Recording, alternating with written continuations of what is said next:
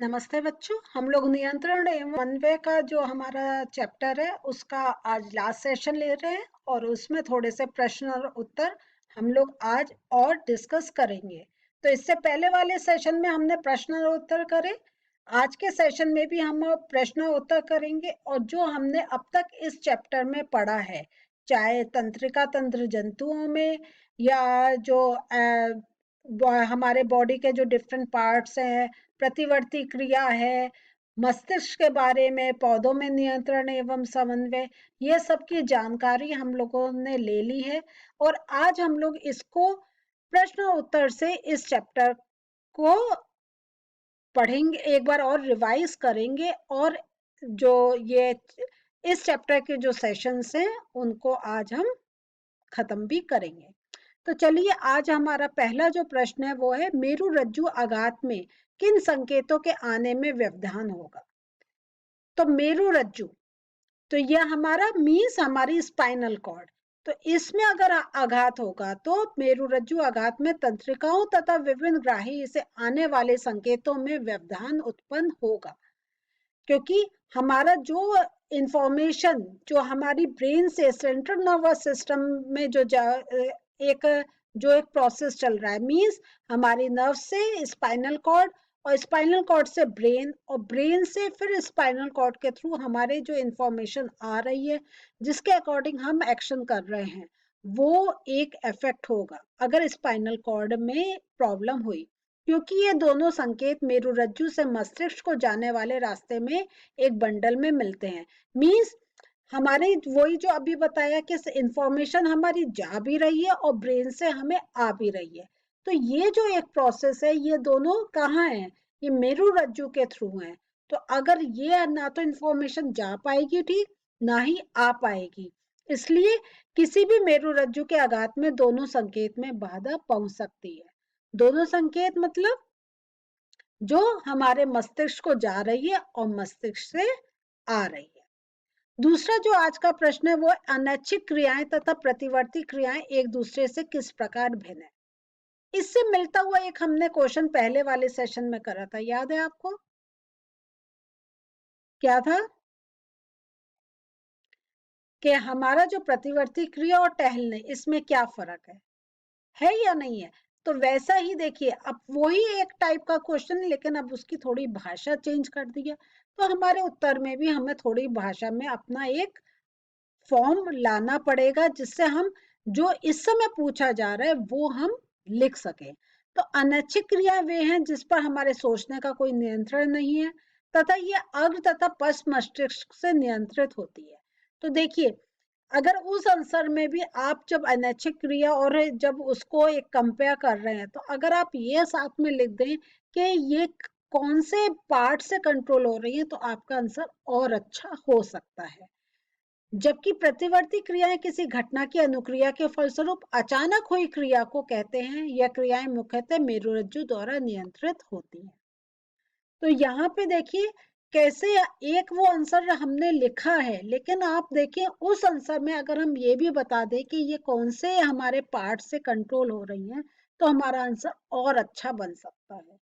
तो समझ में आ रहा है कि कैसे आपका, जब आपको ऐसे अलग अलग क्वेश्चंस होते हैं लेकिन कॉन्सेप्ट सेम होता है और आप अपनी भाषा में थोड़ा सा फर्क करके एक उस प्रश्न का उत्तर बनाते हैं, तो आपको और आइडिया मिलता है और एक इंफॉर्मेशन मिलती है कि अच्छा, अनैच्छिक क्रिया की बात हो रही है या प्रतिवर्ती की क्रिया की बात हो रही है, तो हम कैसे बता दें कि ये हमारे शरीर के किस भाग से कंट्रोल हो रही है, तो हमारा आंसर और अच्छा हो सकता है।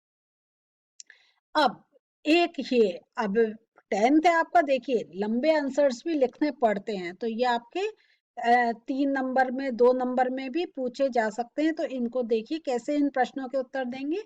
किसी सहारे के चारों ओर एक प्रतान की वृद्धि में ऑक्सीजन किस प्रकार सहायक है। तो यहाँ पे हमने प्रतान की वृद्धि पढ़ी थी और हमने ऑक्सीजन का भी पढ़ा था। अब उन दो को कैसे मिला के लिखना है आंसर, चलिए देखते हैं। प्रतान पत्ते तथा तने के रूपांतरित रूप को ही होता है, कोई अलग पार्ट तो नहीं है, लेकिन ये क्या है, ये एक सपोर्ट देता है। तो जैसे हम कह रहे हैं तने का रूपांतरित रूप, तो तना भी क्या होता है, किसी पौधे को एक सपोर्ट देता है।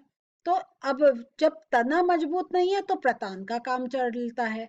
तो ये क्या है, पत्ते तथा तने के रूपांतरित रूप ही होता है।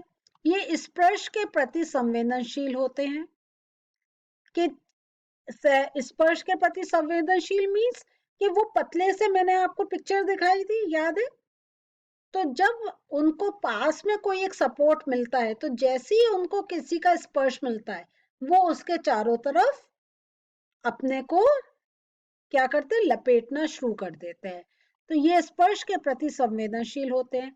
जब वे सहारे के संपर्क में आते हैं तो प्रतान का भाग जो सहारे के संपर्क में होता है उसकी वृद्धि तीव्रता से नहीं होती, जबकि प्रतान का सहारे के दूसरी ओर का भाग अधिक तीव्रता से वृद्धि करने लग जाता है।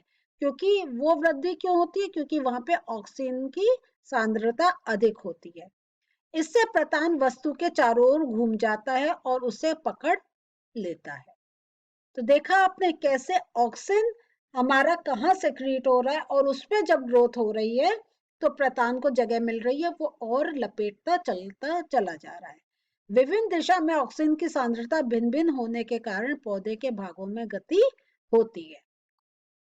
अगर एक से रहेगी तो दोनों में ही ग्रोथ हो रही है, तो कैसे आपस में मिलेंगे? तो एक बढ़ रहा है तो दूसरे को जब जगह मिल रही है वो उस पर लिपटता चला जा रहा है, और इस प्रकार से कोई भी पौधा आगे बढ़ता चला जाता है। और इस प्रकार से कोई भी पौधा आगे बढ़ता चला जाता है। अब एक और प्रश्न है हमारा, छुई मुई पादप में गति तथा हमारी टांग में होने वाली गति के तरीके में क्या अंतर है? देखिए, अब हम लोग छुई मुई पौधे और टांग इसमें कर रहे हैं। तो छुई मुई पौधा क्या हो गया, सोचिए। वो एक रिफ्लेक्स एक्शन कर रहा है कि जब उसे कोई टच कर रहा है तो पत्तियां मुड़ जा रही हैं। और टांग में होने वाली गति क्या हो रही है हमारी, कैसी गति है, ऐच्छिक या अनैच्छिक? ऐच्छिक गति, वेरी गुड। तो अब देखिए, अब इसको आंसर को हमें कैसे लिखना है। छुई मुई पादप में गति, इसके अब हम पॉइंट्स में दे रहे हैं। इस पौधे में गति का आधार स्पर्श है, जो अभी हमने देखा था कि कैसे जब स्पर्श हो रहा है तो पत्तियां मुड़ रही हैं। यहाँ गति पत्तियों के झुकने व खिलने पर आधारित है, क्योंकि अब हमें क्या करना है, हमें गति को कंपेयर करना है। तो एक हमने पॉइंट लिया कि वो स्पर्श पर आधारित है, और ऊपर दूसरा जो पॉइंट लिया वो गति हम कैसे कर रहे हैं, वो हमारा एक जगह से दूसरी जगह का मूवमेंट नहीं है, ये सिर्फ पत्तियों का झुकना या खिलना। कि एक अगर जब स्पर्श नहीं है तो अपनी एक नॉर्मल है, और जब स्पर्श हो रहा है तो वो झुक रही है। तो इसमें जो गति हो रही है, पत्तियों का जो गति हो रही है वो उनके झुकने व खिलने पर आधारित है कि वो अपनी ही जगह कैसे वो फैल रही है या सिकुड़ रही है। यहाँ पत्तियों के आकार में भी परिवर्तन यहाँ पत्तियों के आकार में भी परिवर्तन होता है। तो इसमें के इनका जो आकार होता है वो भी होते हैं, उसमें भी एक परिवर्तन देखने को मिलता है कि कैसे वो एक पहले जो अपना, अगर उनकी एक शेप बन रही है, अब उनकी शेप में एक डिफरेंस देखने को हमें मिलता है। अब जो टांग में होने वाली गति है, इसमें गति का आधार मानव तंत्रिका तंत्र है कि उसमें कैसे उसका तंत्रिका तंत्र काम कर रहा है। यह गति पेशियों के सिकुड़ने व फैलने से के आधार पर आधारित है। कि आप देखिए, जब हम चलते हैं तो हमारे एक मसल हमारी कॉन्ट्रैक्ट होती है और एक फैलती है। तो कॉन्ट्रैक्ट और रिलैक्सेशन से ही हमारा कोई मूवमेंट होता है। और अगर अभी आप बैठे हैं तो एक आप अपना हाथ को ही चला कर देख लें, तो क्या होता है कि जब हम हाथ को चला रहे हैं तो हमारा यहाँ की, जब हम मोड़ रहे हैं तो यहाँ की कॉन्ट्रैक्ट हो रही है और ये हमारी फैल रही है। और जब हम आगे कर रहे हैं तो हमारा इसका अपोजिट होता है कि ये हमारा क्या है, फैल रहा है और इधर का सिकुड़ रहा है। तो ऐसे जब पैर चलते हैं तो हमारा जो पेशियां हैं वो सिकुड़ती और फैलती हैं, और यहाँ पैर या उसकी पेशियों के आकार में कोई भी परिवर्तन हमें देखने को नहीं मिलता है। आकार में कोई डिफरेंस हो रहा है जब हम चल रहे हैं? क्या हमारा छोटा और बड़ा हो रहा है या मोटा और पतला हो रहा है? नहीं, सिर्फ हमारी जो मसल्स हैं, जो हमारी पेशियां हैं, वो फैल रही हैं और सिकुड़ रही हैं। ठीक है? तो इस टाइप से कभी-कभी हमारे कुछ आंसर्स होते हैं, उनमें देखिए अगर हम पॉइंट्स में लिखें तो हमारा आंसर और अच्छा हो सकता है।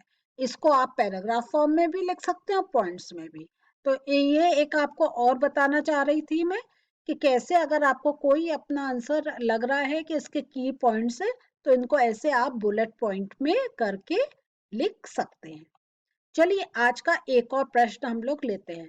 मधुमेह के कुछ रोगियों की चिकित्सा इंसुलिन का इंजेक्शन देकर क्यों की जाती है? तो मधुमेह के रोगी इंसुलिन हार्मोन की कमी से पीड़ित होते हैं। मधुमेह के रोगियों में जब अग्नाशय इंसुलिन की पर्याप्त मात्रा साबित करने में, आइए अब अगले प्रश्न पर चलते हैं। और आइए अगले प्रश्न पर चलते हैं और हमारा अगला प्रश्न, पादप में प्रकाशानुवर्तन किस प्रकार होता है? हमने अपने जब हम चैप्टर कर रहे थे तब हमने पढ़ा था कि प्रकाशानुवर्तन के जैसे जो स्टेम है वो पॉजिटिव दिखाता है कि वो जहां से प्रकाश आता है उस ओर बढ़ता है। अब हमारा प्रश्न है पादप में प्रकाशानुवर्तन किस प्रकार होता है? तो ये हम लोग प्रकाशानुवर्तन की बात पढ़ चुके हैं कि कैसे जब प्रकाश की तरफ जो तना है वो जाता है, वो घनात्मक कहलाता है। और जो जड़ें होती हैं वो प्रकाश किसके अपोजिट डायरेक्शन में चलती हैं, तो वो घनात्मक प्रकाशानुवर्तन दिखाती हैं। तो पादप में किस प्रकार हो रहा है, इसका हम उत्तर कैसे बनाएंगे? जड़ प्रकाश के विपरीत मुड़कर अनुक्रिया करती है तथा तना प्रकाश की दिशा में मुड़कर, है ना? तो यही जो अभी मैंने आपको बात बोली, इसको ऐसे शब्दों में लिखा, इसे प्रकाशानुवर्तन कहते हैं। पादप में ऑक्सिन हार्मोन स्रावित होता है, ये भी हमें मालूम है। अब इस ऑक्सिन हार्मोन से क्या होता है? ये सूर्य के प्रकाश में तने पर आ जाता है और वहां की कोशिकाओं को लंबाकर उन्हें प्रकाश की ओर झुका देता है। तो जब सूर्य का प्रकाश पड़ता है तो ये ऑक्सिन हार्मोन एक्टिवेट हो जाता है और कहाँ आ जाता है? तने पर आ जाता है। और वहां वो क्या करता है? कोशिकाओं को लंबा करता है। और जैसे जैसे वो कोशिकाएं के लंबे जब लंबे होने लगती हैं और जो स्टेम है, जो तना है, उसकी जो लेंथ है, लंबाई है, वो बढ़ने लग जाती है, तो वो प्रकाश की तरफ धीरे धीरे झुकना स्टार्ट कर देता है। इसे घनात्मक प्रकाशानुवर्तन कहते हैं। तो जैसे पादप में प्रकाशानुवर्तन किस प्रकार होता है या घनात्मक प्रकाशानुवर्तन क्या है या ऋणात्मक प्रकाशानुवर्तन क्या है, ये ऐसे आपके से प्रश्न पूछे जा सकते हैं। तो आपका क्या काम है कि आप ये एक मेन कॉन्सेप्ट आपने ले लिया कि प्रकाशानुवर्तन का अर्थ क्या है, और उसके साथ फिर आप इस प्रकार अपने आंसर को लिख सकते हैं।